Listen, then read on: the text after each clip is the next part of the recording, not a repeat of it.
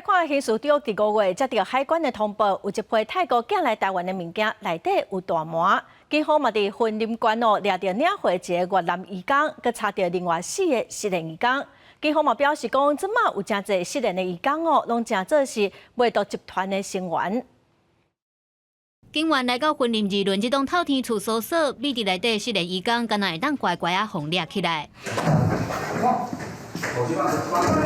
现场除了有查到5个失联的移工，嘛有查出3大包，拢总1314公克的大麻，市面价值上百万。刑事局伫咧今年5月接到通报，讲有一批毒品大麻以7套米亚的名义对泰国寄来台湾。警方调查发现到毒品集团透过中人找到姓5的失联移工来做共犯，负责去到邮局来领藏大麻的包裹，以协助代收包裹将给予好处为由。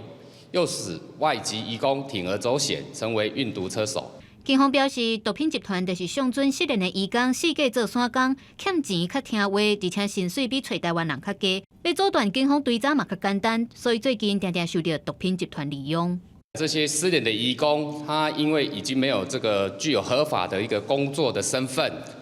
那为了赚钱，所以只要有工作的机会，他们就是很愿意的来配合。